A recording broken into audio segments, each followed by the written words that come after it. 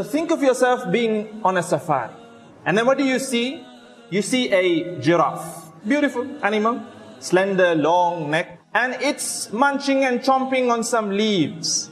You are in the safari, you're looking and admiring this beautiful animal. And you're thinking to yourself, wow, how carefree this animal looks. Doesn't have a worry in this world. And in all reality, it is the truth. Because animals, they live in immediate response environments. Let me explain. The giraffe, whenever it's hungry, it feels hungry, it goes by a tree and it starts chomping on the leaves, hunger goes away.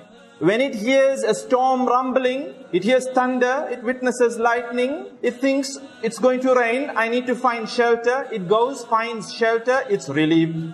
When it spots a predator, an animal that's looking to hunt it immediately, the flight or fight signals, fire in its brain. It runs for safety, and once it's safe, alhamdulillah. So immediate response environments. But we human beings, we live in delayed response environments. Today you're studying, you're not going to see the results immediately. You need to get your degree and you still don't know once you get your degree as to whether you would get a job. And even if you get a job, you don't know as to whether you'll be happy doing that particular job. And you don't know as to whether you'll be paid well. You don't know how life will turn out to be. You don't know as to whether you'll buy yourself a house. You don't know as to whether you can afford the vehicle that you're running in right now. You don't know as to whether your business will run smoothly in this particular government or the next particular government.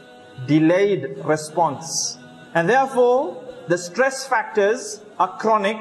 They're not short term. For the giraffe, it's short term. You see, anxiety is a natural response.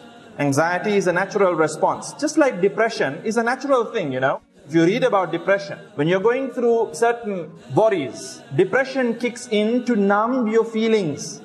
And it's supposed to be short term. The minute it becomes long term, then that's when it becomes chronic depression. When you start feeling like you can't feel anything. You don't feel happiness, you don't feel sadness, you're like a zombie. Then it becomes problematic. Likewise, anxiety, look at the example of a deer. The deer in the jungle. It sees a lion, anxiety kicks in, and you see the deer bolting and running away. It's startled and it runs away. You might have seen it in BBC documentaries and whatnot. But once the deer moves out of the radius, the perimeter, where the lion is going to attack, what do you notice the deer doing after that? Do you see the deer all stressed up and sitting in a corner, heart beating away, dub, dub, dub, dub, dub. Lion is going to eat me, lion is going to eat me, lion is going to eat me. No.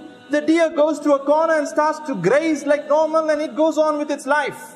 It doesn't have, chronic anxiety where it's constantly on pins and needles. The next time it spots another predator, again it runs. It goes to a safe haven. It goes back to its calm state. And this is how we're supposed to be. But we aren't that. We are constantly filled with anxious thoughts. Constant.